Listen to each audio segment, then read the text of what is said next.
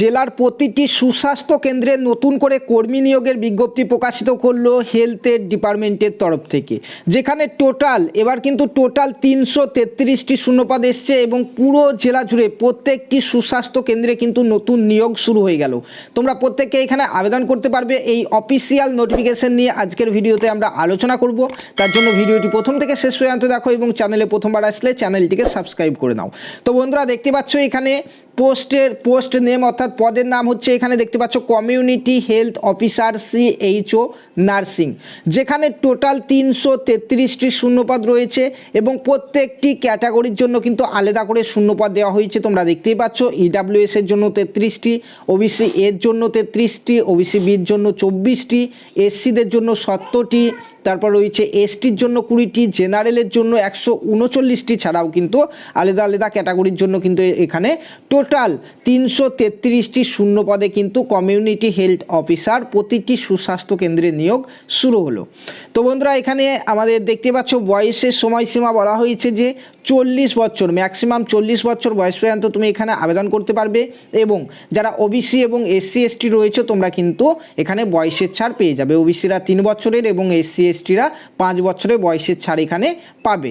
ঠিক আছে, তো বন্ধুরা এখানে আবেদন কারা করতে পারবে? তো এখানে আবেদন করতে পারবে যারা BSc নার্সিং করেছো তারা আবেদন করতে পারবে। পাশাপাশি এখানে দেখতে পাচ্ছ BSc নার্সিং যারা করেছো তারা কিন্তু এখানে আবেদন করতে পারবে।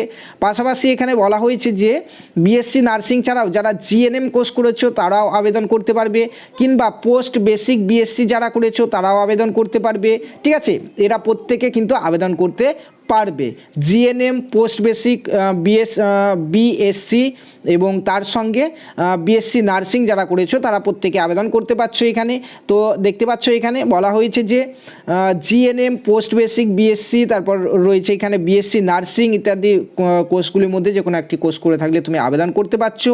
তার সঙ্গে বলা হয়েছে এখানে বাংলা ভাষা অবশ্যই তোমাকে পড়তে এবং বলতে জানতে হবে। ঠিক আছে, তার সঙ্গে তোমার এখানে কম্পিউটার নলেজ এবং পাশাপাশি ইন্টারনেট সম্পর্কে জ্ঞান কিন্তু তোমার থাকতে হবে।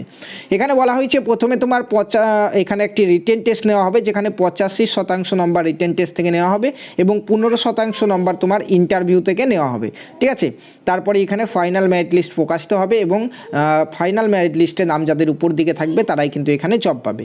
তো বন্ধুরা এখানে বেতন রয়েছে 20,000 টাকা পার মান্থ। তোমরা দেখতে পাচ্ছ যখন তোমরা সুস্বাস্থ্য কেন্দ্রে পোস্টিং পেয়ে যাবে তখন 20,000 টাকা পার মান্থ বেতন পাবে। তাছাড়াও এখানে দেখতে পাচ্ছ ইন অ্যাডিশন এখানে এছাড়াও এক্সট্রা তোমরা পাবে এখানে 5,000 টাকা করে আরও একটি ইনসেন্টিভ কিন্তু তোমরা পাবে। ঠিক আছে, টোটাল 20 আর 5 25,000 টাকা করে কিন্তু পাবে এবং ট্রেনিং পিরিয়ড যখন চলবে সেই ট্রেনিং অবস্থাতেই কিন্তু তোমরা 10,000 টাকা করে পার মান্থ পাবে। তারপর যখন তোমরা কোনো সুস্বাস্থ্য কেন্দ্রে যখন পোস্টিং পেয়ে যাবে তখন কিন্তু 25,000 টাকা পার মান্থ বেতন তোমরা পাবে।